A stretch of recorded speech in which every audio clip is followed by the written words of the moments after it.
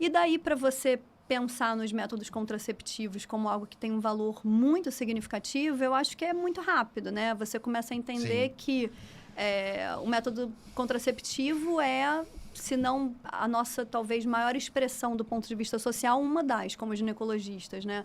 Trabalhava num projeto social, fiz trabalho voluntário no interior da Amazônia.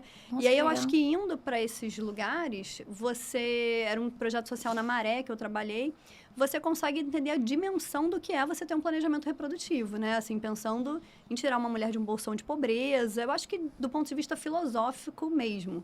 Tanto é que boa parte dos FIIs que eu recebo hoje como consultora ali, fazendo um programa de educação médica continuada pela Bayer, que eu sou consultora deles, eu reverto em DIUs gratuitos que eu insiro em Mirenas no meu consultório. Para pacientes que podem ter aí sua vida, o curso mudado, né? Evitar uma esterectomia, enfim, evitar uma evolução, assim, uma piora de qualidade de vida. Eu acho que teve muito também desse papel do método contraceptivo, que eu acho que é fundamental, incrível. E quando a gente pensa em LARC, né, nos contraceptivos aí de longa duração, reversíveis, a gente necessariamente vai ter algo que tem uma efetividade maiorada pela simples não necessidade de auto-administração, né? Então, uma coisa foi engatilhando a outra e, de repente, o pessoal da Bayer me chamou para ser consultora de maneira mais oficial, fazer o lançamento de Kailina aqui com eles. E hoje eu faço parte de um board deles que é muito interessante. Assim, semana passada a gente teve uma aula com o pessoal da Alemanha, que participou o professor Agnaldo Lopes, que é uma pessoa, além de muito querida, super experiente, que faz parte do board, que hoje é presidente da Febrasmo. Então, acabou de Minas, que foi... Né, de Minas, exatamente. O Agnaldo é de Minas. E ele é um dos professores lá da pós-graduação que eu fiz, da Unesp. Ele é também professor de lá. E, na verdade, eu acho que acabou que eu tive acesso a dados muito interessantes, assim, com esse tipo de trabalho. E uma reversão, sem nenhuma dúvida. Assim, a gente estava falando aqui um pouquinho antes de começar da parte de construção de consultório, como isso às vezes é difícil, talvez seja um pouco nebuloso, né? Você fica sem entender quais foram os passos para chegar até ali. E eu acho que esse diferencial de ter o cuidado de falar um pouco mais profundamente dos métodos contraceptivos, de criar um espaço para que essa mulher pudesse, num consultório, a pessoa pudesse encostar naquilo, manipular, estar às mãos, literalmente, era um diferencial. Foi um diferencial no momento inicial, assim, da minha vida no consultório privado. Poder mostrar, poder deixar que ela tirasse as dúvidas, visse o tamanho de um insertor, né? Às vezes você chega com uma caixa de creme de Miranda e você fala, meu Deus, mas né? é isso vou desistir tudo. agora. Então, assim, poder trazer isso de uma maneira mais pormenorizada, eu acho que se a gente está falando aqui, né, para ginecologistas que estão aí no início da sua formação ou tentando, enfim, entender quais foram os caminhos de outras pessoas, eu acho que isso é algo muito interessante, assim, fundamental quando a gente vai falar sobre método contraceptivo, né? Poder exemplificar, eu acho que fazer com que essa mulher olhe, até quando a gente pega, né, dados aí do estudo Tanco, que eu acho que é um super estudo para quem quer lidar um pouco mais profundamente com contracepção, né? Que é o Thinks About Needs in Contraception. O estudo Tanco, ele traz isso muito claramente. 70% das mulheres gostariam de receber informações sobre LARCs. E que muitas vezes a gente não dá, porque a gente faz aquela perguntinha clássica do e aí, está satisfeita com a sua pílula? Estou. E aí você não fala, Morre, não pula conta pra mais próxima, nada. né? Vamos pro preventivo. Que bom. E muitas vezes a gente acaba não ofertando, né? Então, quando a gente fala da oferta, eu acho que também é dar esse espaço de, olha, você já ouviu falar, você já viu, né? Ou, eventualmente, conseguir ter ali aqueles dispositivos que são super visuais. E, às vezes, você deixa de ter um procedimento, que, às vezes, é interessante para nós, como médicos, para ter 10 consultas mais rápidas. Sim. Sim. Né? Sim. Você deixa de fazer a pergunta, não, tá tudo bem, não falei nada. Né? E eu conheço colegas, né, que têm até dificuldade em entender que o DIU é um modelo de negócio dentro do seu consultório, Sim. porque a paciente vai dar um gritinho. Existe até algumas técnicas, né, para você marcar a colocação de DIU, né? Você marca a colocação de DIU no final do dia, nas últimas clientes, porque se você botar no primeiro horário, E ela der um gritinho, as pessoas vão As outras desistem de colocar. Não, isso é uma brincadeira, obviamente, mas... Mas faz sentido. É interessante a colocação, você fez uma colocação, e como isso é tão importante, e talvez seja por isso que eu tenha visto, né, com tanta frequência hoje nas mídias, né, a garotada, os ginecologistas novos, fazendo seus... Não é dancinha, né? São seus posts interativos. Mas tem várias formas de fazer, enfim. E é sempre aquele momento, parece que é dia, né? Segunda, terça e quarta é tudo DIU. Aí todo mundo tem um monte de caixa de DIU. Eu não sei. Eles têm muita paciente, né? É DIU daqui, DIU dali, DIU ali. É um negócio... E a gente estava comentando na mídia como isso é... O comércio deles, né? De algumas pessoas, é a própria... Eu acho assim que quando a gente pensa do ponto de vista do ginecologista, é algo que é comercial, né? Que vai ter uma lucratividade para você, ao contrário da prescrição de outros métodos. Eu acho que tem uma demanda das próprias pacientes no sentido de não quererem estar em anovulação. Então, assim, de fazer uma solicitação formal de que isso que hoje pode ser vendido de diversas maneiras mediaticamente, né? Como uma castração química, com eventos adversos relacionados, de que isso possa ser ruim para elas.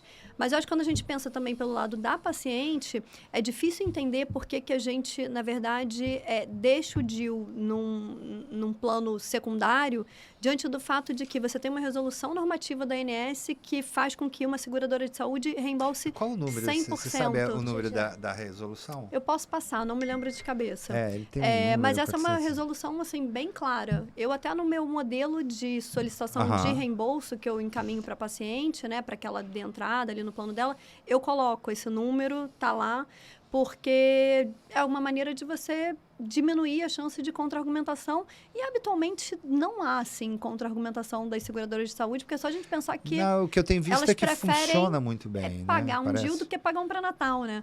Então, para ela vale mais a pena. É um método 5 vezes mais efetivo, coberto pelo plano de saúde, em que a paciente não vai ter esse custo necessariamente, né, ao longo da vida. Talvez com menos eventos adversos aí associados, né, a depender, claro, né, vai ter uma individualização ali na hora da escolha, da indicação. E, claro, eu acho que também tem essa coisa da frequência, porque pode ser uma questão também de ser um modelo comercial, né? A gente estava falando aqui dos diferentes modelos. E eu tenho, assim, pessoas que eu conheço que, de fato, ganham muito dinheiro com DIU, fazem disso um carro-chefe, assim, dos seus consultórios, das suas clínicas. Enfim, acho que existem esses modelos, né? Trazendo a contracepção como uma primeira abertura, né, de escolha de atendimento dentro de um consultório. Porque quem fica fazendo muita cirurgia pensa que vai operar muito, né? Vai operar 1%. Né? Eu falo com os residentes lá no hospital, vocês estão querendo aprender?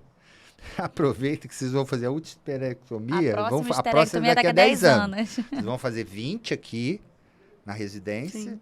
E se você tiver um consultório, né, atendido de forma adequada, ética, você não vai ter muita cirurgia. Sim, né?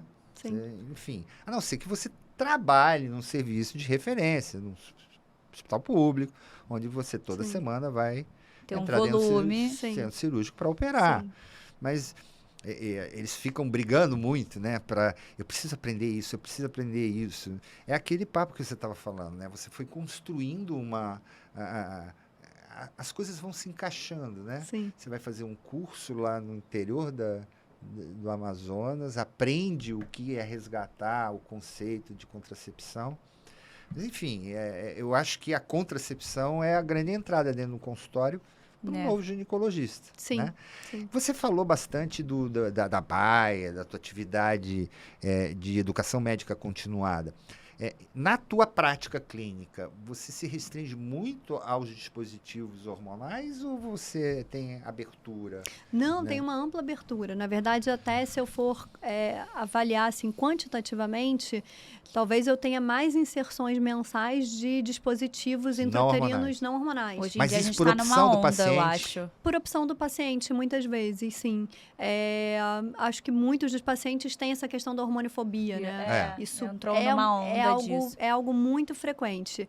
Às vezes, para algumas delas, eu até pondero, assim, quando tem um sangramento que seja mais excessivo, enfim, algo que impacte ali a qualidade de vida, né? Aquelas perguntinhas clássicas do tipo, você acorda à noite para trocar o absorvente, né? Às vezes é difícil a gente mensurar o que é um sangramento excessivo, né? Tem coágulo, não tem? Atrapalha a sua atividade cotidiana, você troca de roupa, você evita umas férias por conta do teu período menstrual ali, que tipo de impacto isso traz?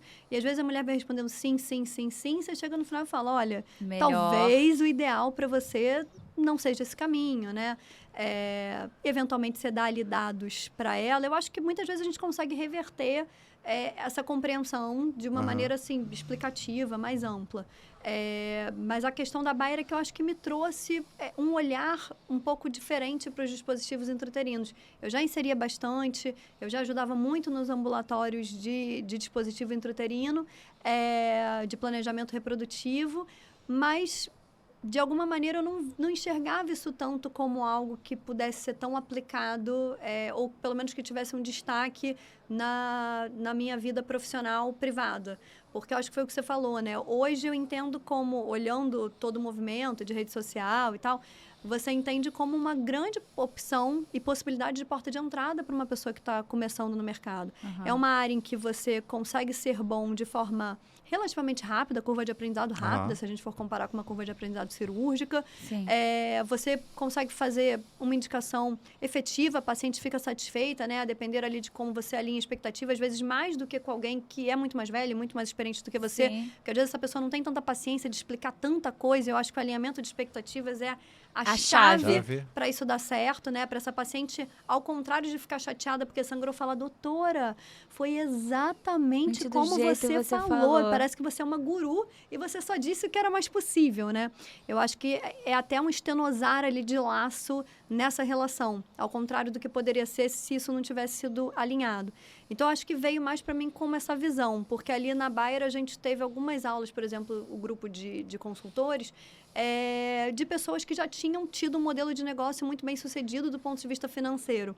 E eu me lembro bem que início da pandemia, início, porque o lançamento de Kyline ia ser março, e ele foi transferido ali por conta da pandemia para maio, eu me lembro que eu dei uma aula com um grande cirurgião de São Paulo, que era cirurgião de endometriose, cirurgias enormes, horas e tal. E ele falou para mim, cara, a pandemia foi um momento de mudança de chave para mim, para eu perceber que eu consigo ganhar mais, que eu fico super satisfeito com esse tipo de trabalho, que eu não preciso ficar esperando no centro cirúrgico, ter aquela demanda obrigatória, né, compulsória do centro cirúrgico, que eu posso fazer isso quando eu tô afim, quando eu quero, e que às vezes eu acho que por prazer, e que às vezes eu acho que a gente se vê preso em algumas ilhas ali, porque a gente não consegue ter essa visão, se distanciar um pouco e olhar meio Matrix, assim, né, de longe.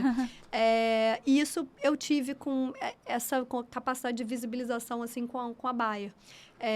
Por conta dessas experiências ali, até de um lado mais comercial que eles trazem, né, de tentar, de alguma maneira, educar também o médico, por exemplo, do ponto de vista tributário, fiscal, enfim. E passa também pela questão de ter ali um business plan que inclua um método contraceptivo de longa duração, se isso for algo interessante, factível ali para você.